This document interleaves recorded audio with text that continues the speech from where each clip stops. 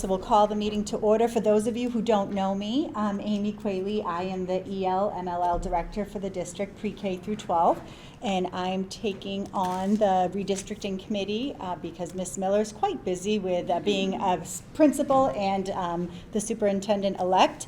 If we could at this time have a roll call of the committee members, please, starting with myself, Amy Qualey. All right, Kate Dorr, present. Our secretary is unfilled at this time. Just gonna go down the list. Rob Cancelleri. Dave Gulia. Here. Here. Katie Monahan. Katie Monahan. Not here. Christine Feeney. Present. Here. Ed Clark. Here. Here. Bob Mata. Not here. Dr. Q, you're here. Armando Barboza, not here. Jillian DeStefano. Here. Dennis Rigo. Anne Marie Gilbert. Here. Jennifer Hilton. Beth Catrambone. Is it Ketia Jeffrey? Ketia. Ketia? Not here. I don't know if Ellie Rake will be joining us. Ellie was not joining us. Do you have a new teacher rep? Yes, but couldn't come tonight. Do I have the name so I can add her to our list? No. Yeah, can I have the name? So? Ellie Fleshman. Oh, okay. I didn't know, she just married today. I don't know if it's 100%.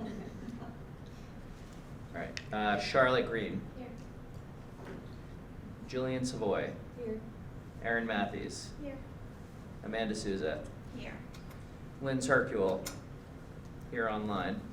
Kate Pearl. Can you not hear them online? Is that what the problem is? I don't know. Ed, can you try talking?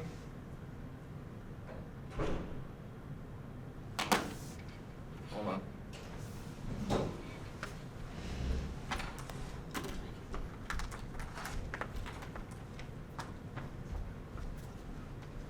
Ed, can you try again? All right, Ed, try one more time. No. Did you? Volume's up on. What about if you go to your speakers? Do you have to choose a different speaker? No, not not microphone. Yep, the speaker Your there. speakers. If not, I can put it on mine and put the And volume then up. go to here. And try the Real Tech audio.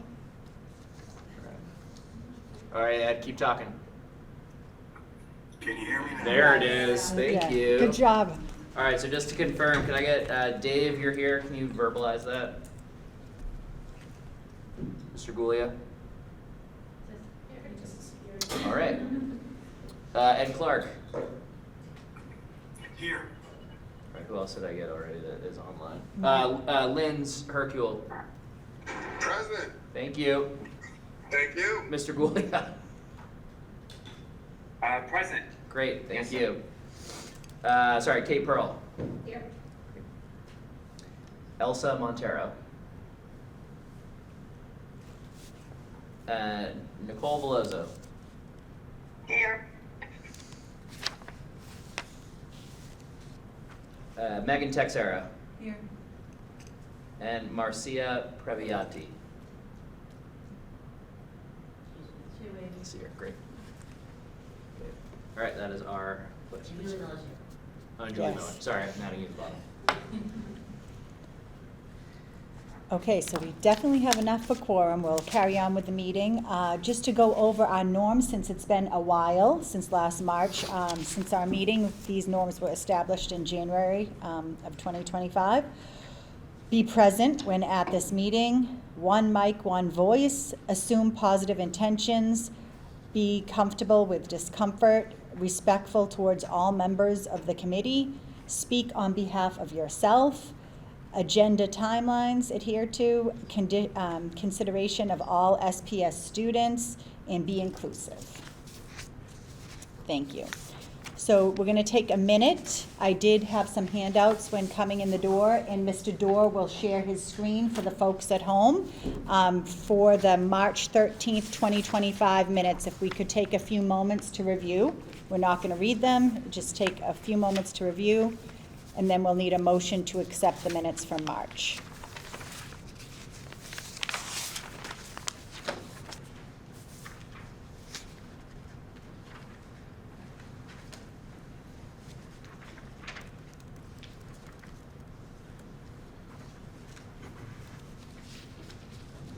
Just scrolling for them. on screen. Excellent.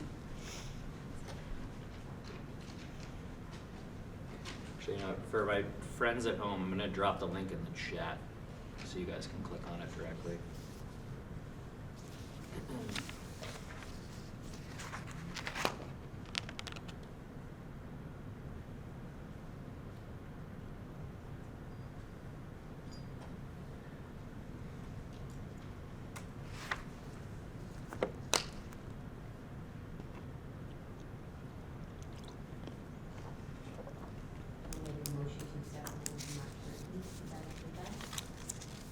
All those in favor of accepting the minutes?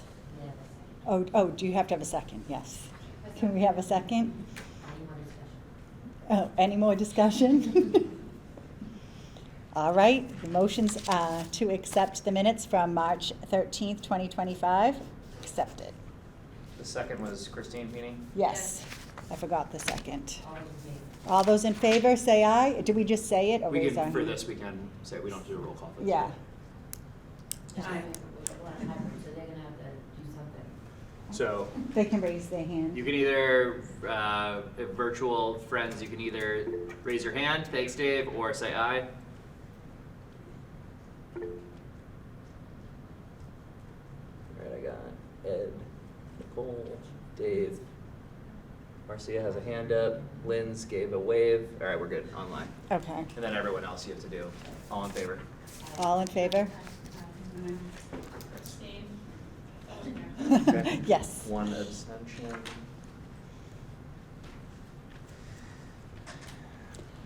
We're going to open up for public comment. If anybody has any comments, the microphone is down here in the center. You can get behind, and you have 2 minutes. Any public comments online? I don't have anyone else in the.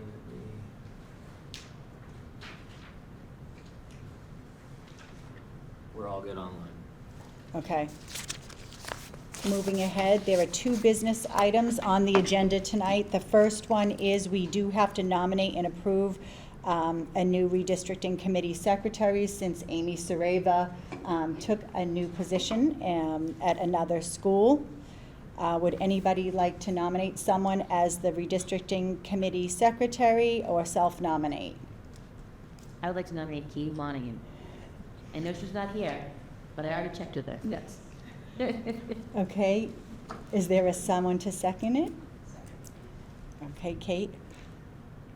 All those in favor? Oh, okay. Anyone opposed at home? All those in favor of Mrs. Monahan, the principal of the Wilkins School, being the secretary? Raise your hand.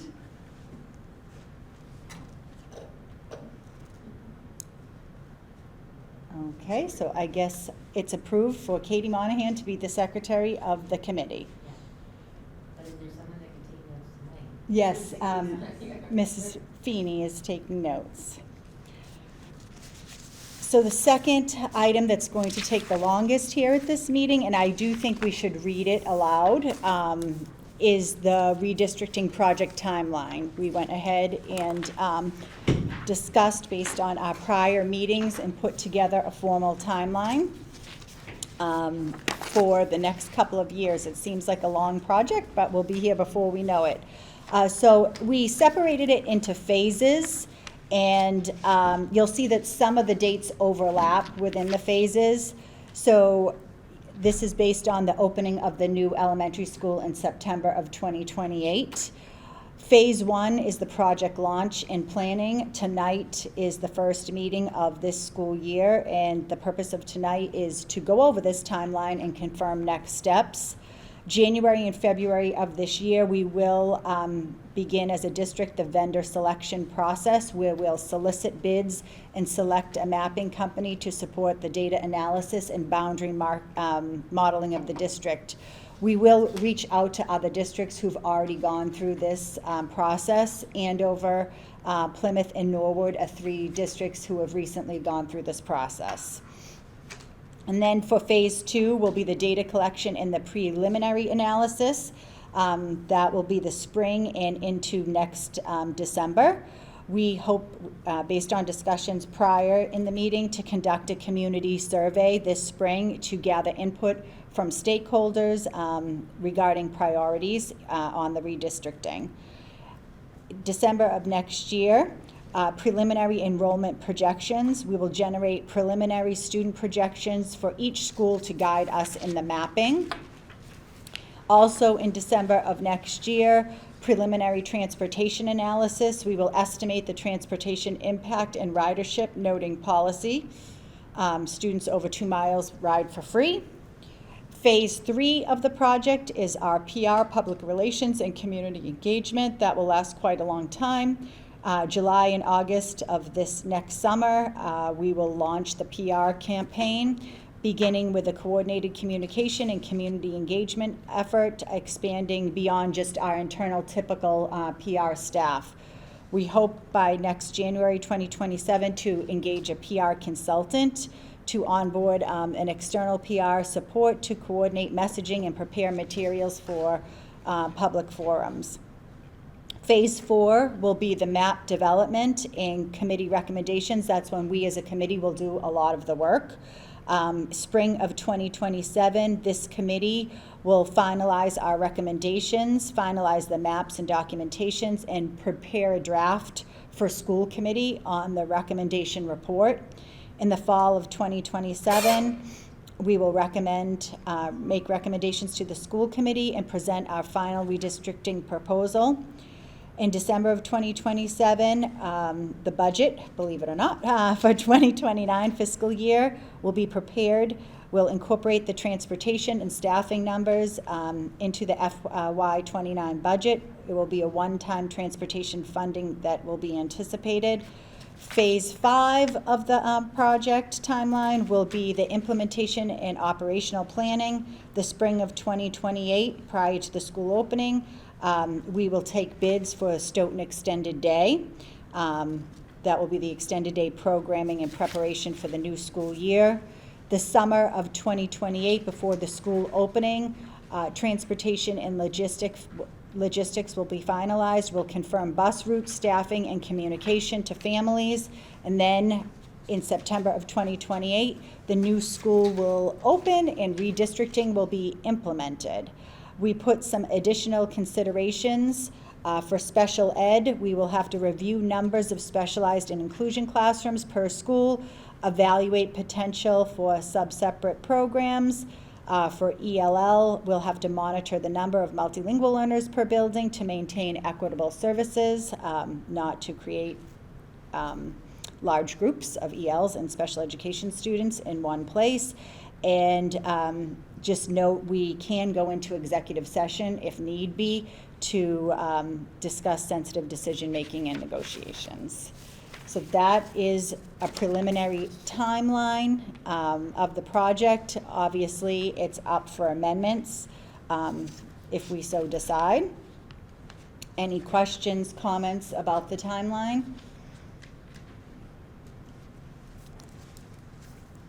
We can take a few minutes to review it again.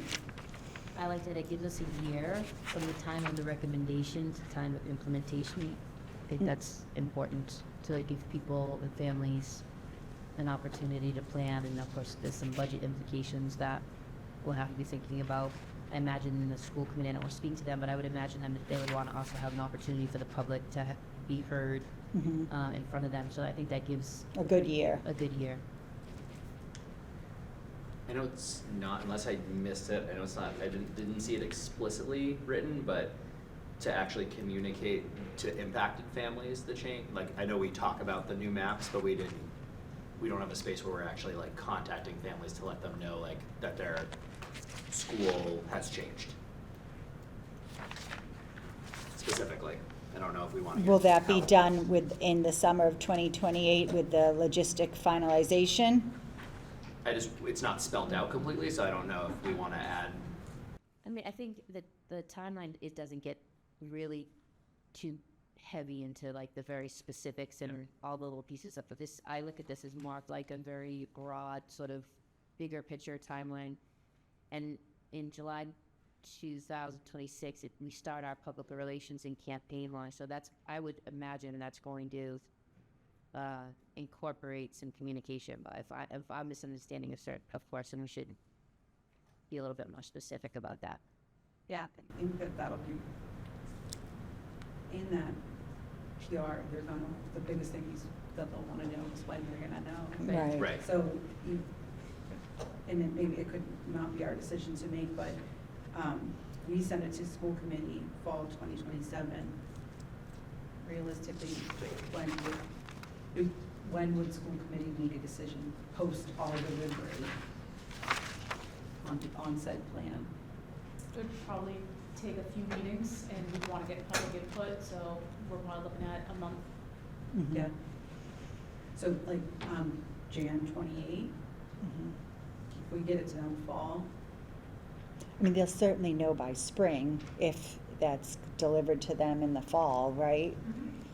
So that would give a whole summer for people to be aware of where their students are going.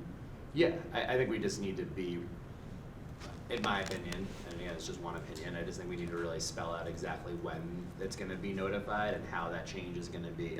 Not necessarily for this document, but when we get there, like Mhm. notification of impacted families, because there's gonna be some families that are not impacted whatsoever in any way, and then there's gonna be a lot of families that are, Mhm. you know, pretty significantly impacted or might assume they're within a certain there is gonna have to be some, Mhm. like this is your new school, like whether that's a postcard campaign, I don't know what it Mhm. ends up being, but Mhm. there, you know, it can't just be a release of the street names. And I'm sure when conducting the other districts, Andover, Plymouth, and Norwood, and the PR firm, those recommendations will be made in regards to how we're going to inform families. Because we know as soon as those maps come out, people are gonna try to figure out where on the map am I? Mhm.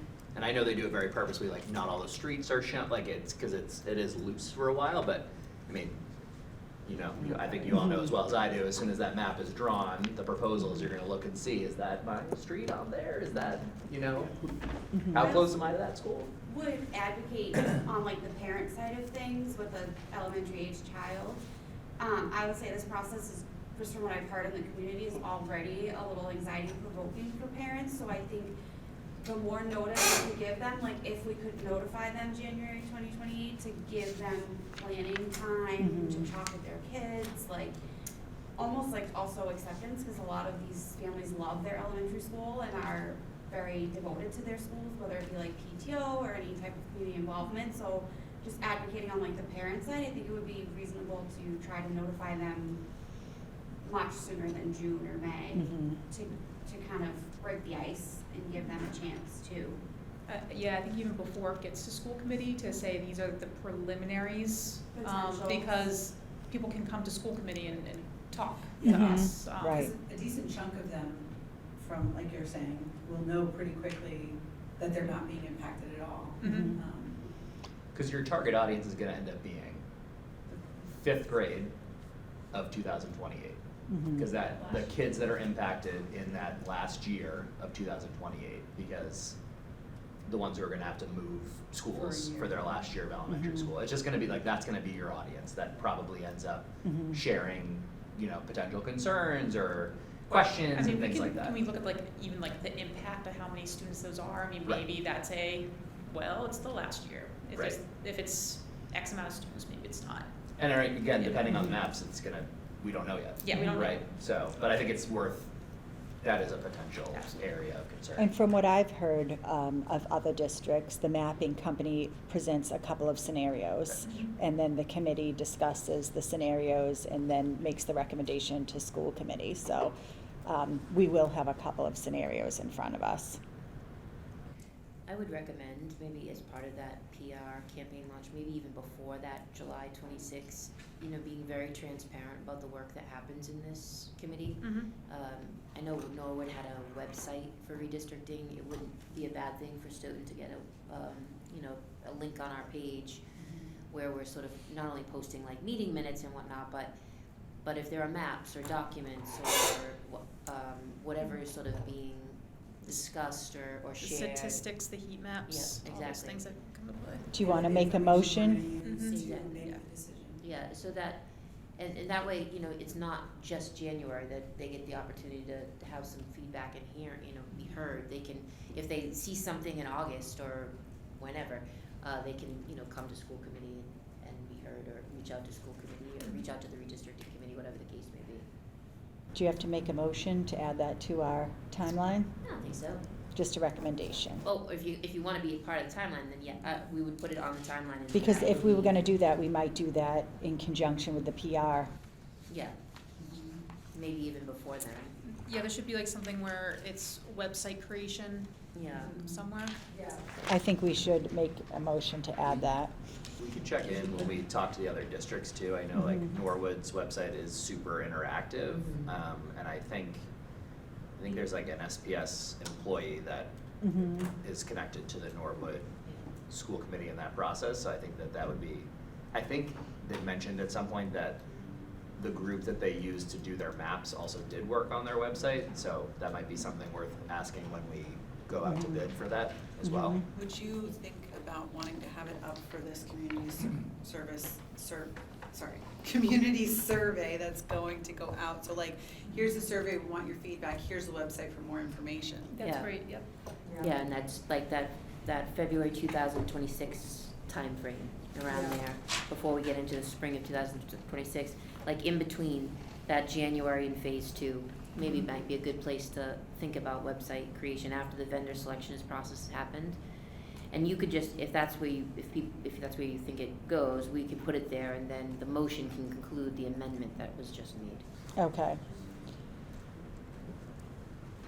So could we have a motion to amend adding the website after the vendor selection process? So moved. Oh, second. All those in favor? Aye. At home? We got 1, 2. Ed, vote for. Linz, do you have a vote? Sorry, Mr. Hercule. He is driving, so. Okay, Either way. approved. We're adding it in March after the vendor selection process to the timeline to add a website for the redistricting project. I had under additional considerations, and maybe Ed can just answer this, or have a vision for it, reviewing the number of inclusion classrooms and stuff, like, similar to the EL, like both of them, the EL and the SPED, like, those feel like really difficult numbers to predict. So what's realistic in this process for trying to, like, what's the latest data that we could use before we have to like kind of make a decision? Because it would feel really weird to use, say, let's just say 2026 data for a school for 2028. For EL numbers, I can speak to that, and then Ed can speak to special education numbers. I've been tracking EL numbers since 2020, and I'm going to present at school committee in a couple of weeks about that trajectory. Believe it or not, it is pretty steady in each school. Wilkins has the largest number of Ls, followed by Gibbons, then Daw, and South and Hanson remain very steady. So I think for EL numbers, based on neighborhoods where multilingual and multicultural families live now, presently, I think that's a pretty steady number. Special education's probably a little bit more difficult to discern.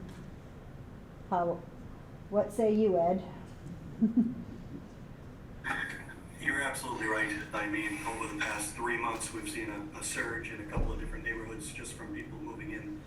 It's something we can't predict until we get closer to 2027. Mhm. Yeah, is there a path to be able to use Mhm. 20? We have historical data, right, Ed? So at least we're able to like. Yeah, we've got trends, but yeah, I mean, we can put together our best guesstimate, but the Mhm. numbers are going to be way off until we get closer to the go time. When we reach out to, I actually sent an email to Attleboro recently, to their SPED director. I think it would be important to hear from those other districts, especially in regards to numbers, but more importantly, in regards to the sub-separate programs, Ed? Yeah. Would you agree? Because, With those trends, those don't count for population, obviously, because they draw from students across the district. So those numbers would be pretty, steady, obviously, based on the limits, and regulations of the number of students we can have per program. Mhm.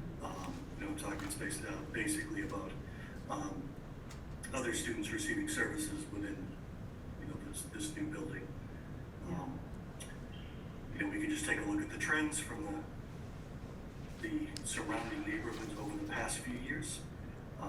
And I think we can get a pretty good idea, but I think over the next couple of years, we also need to, keep an eye on any building going on in town. Mhm.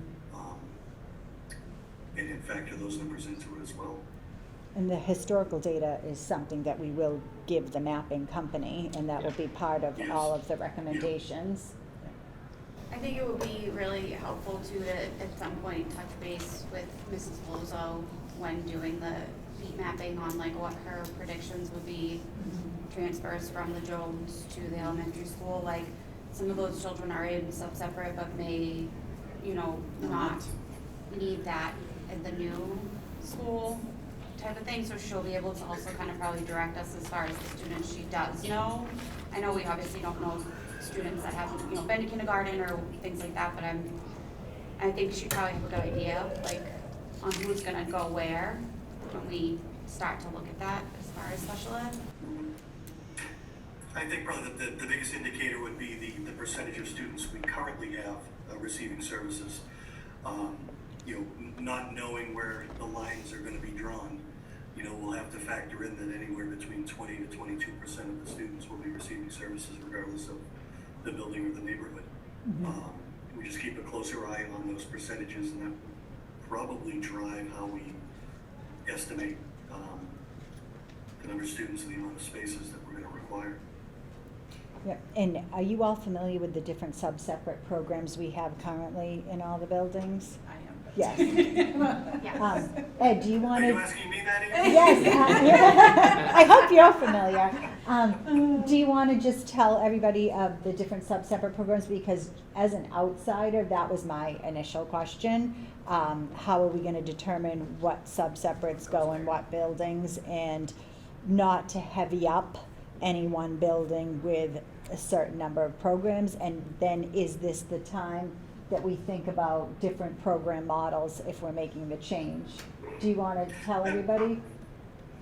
Yeah, I can. I actually had a discussion with Dr. Bayet about this a couple of weeks ago when we initially did, the original plans that we submitted. We named a couple of programs, but I don't think we want to pigeonhole ourselves by saying that once the new building goes up, our language-based programs or our learning center, one of our learning center programs will be in the building.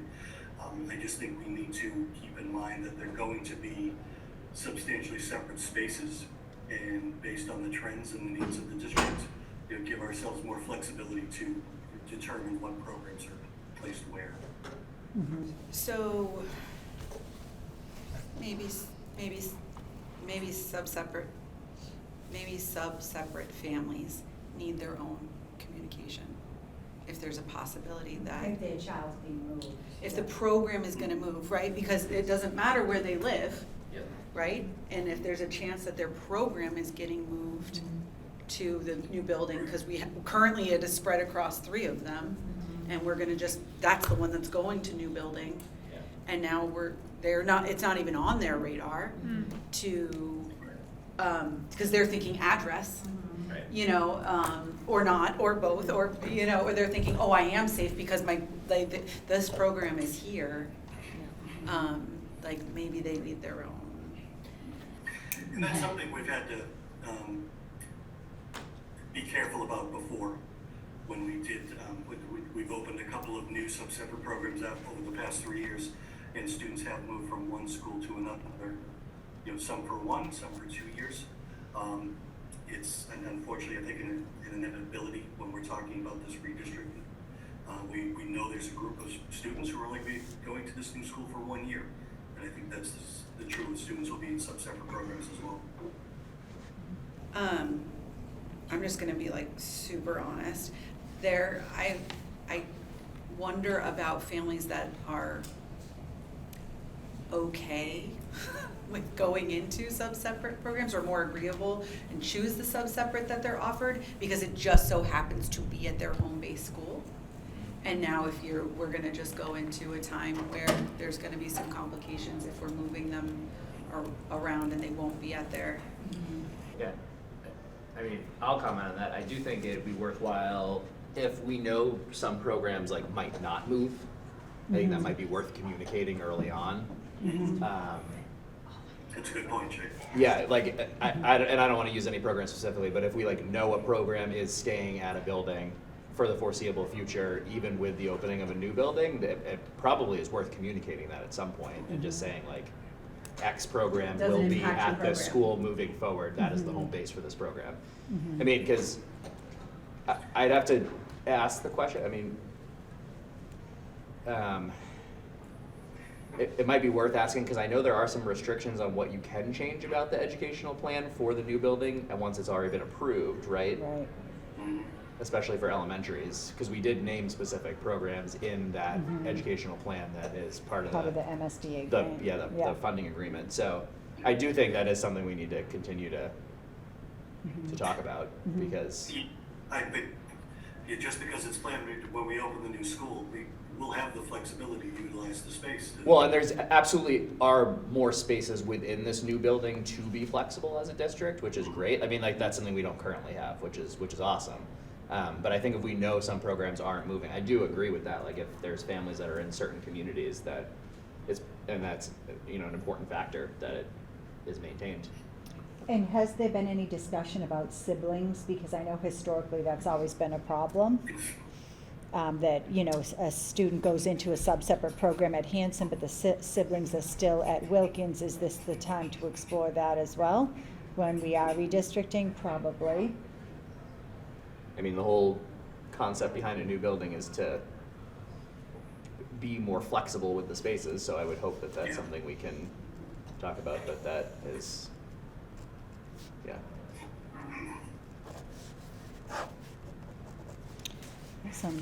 Some ideas for our upcoming meetings to discuss. I mean, the good news is that if we do a third-party vendor, consultant, this won't be the first time they've had these unique challenges, so I'm sure they'll be able to offer some guidance. I'm sure they'll bring up some other issues that we didn't even think of. Correct. Yes. Correct. To have an objective lens. Any other comments about the timeline? I had a question about the vendor selection process. Who owns that? What do you mean? Like, who's gonna initiate it? Who's reaching out to vendors? That would be the school district. Okay, so they'll reach out, There's a is it whole like bid- the there's a school bidding building one, like process. they reached out to, whoever reached out to people, they came and presented, and then we picked somebody? Is it work like that? Typically, they do a whole bidding process, so it's not They quite have the to get same at for least 3 MSBA. bids, So they'll right? put together a package proposal that's, tells interested businesses what the parameters are, what we're looking for in terms of this project, and then those companies will bid.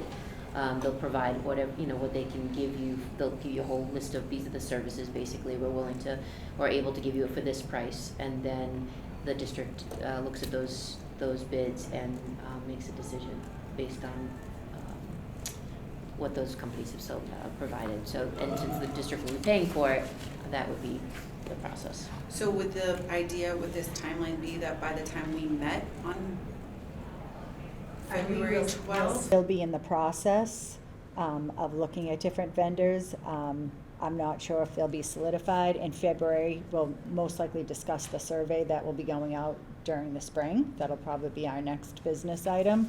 But there might be something to report as far as going out to bid for the vendors. And typically, once a vendor is solidified, then once they start the work, they probably would come to the committee and make a presentation, and like I said, offer a few scenarios, but that will be later in the process. Yeah, I mean, for the school building project, we went through like a lighter process of what this would look like now. So, I mean, that's definitely available and is out there of like the demographic information at the time, how they foresaw, you know, breaking apart the town and like what the demographic information, I mean, it's all public. So it might be worth for some, I mean, that was old data at this point, but we did go through that process as part of the proposal that MSBA requires, so. And that's something we could add to the website maybe. Yeah. For now. It is good information, but we just need to make sure, Jeff, looking at you, Yes. Mr. Website. Yeah. That it is old data, so like that is not the current maps Yes. and that is not the current demographic information and it's not like, it is old at this point. We're talking about the Cropper. Yeah, the Mhm. GIS one, yeah. Okay. Mhm. That would be like maybe. At this point, it's like 2021 data, Oh, I think. okay. But it was the last time it's been done, so it is something. Jeff, we added to the timeline before you came, after the vendor selection process, that we would create a website specifically for the redistricting project, like some other communities have. So I have the skeleton of that, and definitely want to build it out more. But I started that with just a little bit of information on it when we were going through the process last school year. So we have something we can definitely utilize. It's connected to the school building project website right now, It is, right? but it would be separate Okay. too. So it's like its own page, but you can access it from Yeah. there. Okay. Sorry, what kind of information do we give the vendor to get them like up and running? Like besides logistics, what else do they? They took, I mean, I can give the example from the building project, like they took all the demographic information we had. They had access to, they had special education data, EL data, like the population data based off race, like demographic information. They had because they did like heat maps, so they like did population density, like that was a piece of it. And so like you can look at, it's actually kind of fascinating to see like where is like the hottest area of town in terms of population and like what is the percentage of families that live there, what's the breakdown of the families that live there. So it's all done based off of like the census data too. So they have access to census data. It was pretty thorough. At the time it was like, oh, like this is a really good representation of what we have in town. But then like after that point, like new buildings went up. So, you know, it does change pretty quickly. I mean, even when we pull this data in that's a question I have, and maybe Ms. Miller, if you know more about this, but like, do they continue to update? Like, this might be a question for like Norwood or Attleboro. Like, do we just get this like a dipstick once, or do they continue to kind of like look at the data over the following years and make adjustments as needed if they're The third party. Yeah. That I'm not certain, but I think that they likely have some manner to be able to predict out, Like, you given know, the population flexibility. trends over the next, Yeah, 'cause they put over like the next birth however rates and many stuff years. for us when we did the building project, so. I mean, and one of the reasons we are considered an urban district now is the transiency, so they would have to take that into account. Lots to consider. Do we need a motion to approve the agenda, the timeline, if there aren't any more comments? Oh, nothing. I know I'm not a member of the committee, but just off of the website conversation, if you have examples from the other towns, definitely send it my way, just for inspiration. The For our websites? websites. Yes, I know, Julie said Norwood has one. Mhm. Norwood's is- And I reached out to Attleboro. I think we should reach out to Plymouth too. Okay. I will make a motion to accept the timeline as amended. As amended. Second. Second. All those in favor?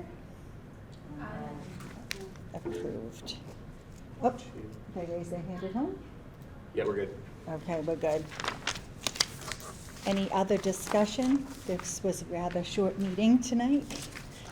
Do you wanna, just that we have the schedule for the Oh, rest of yes, the year? before we make a motion to adjourn, we do have the meeting schedule.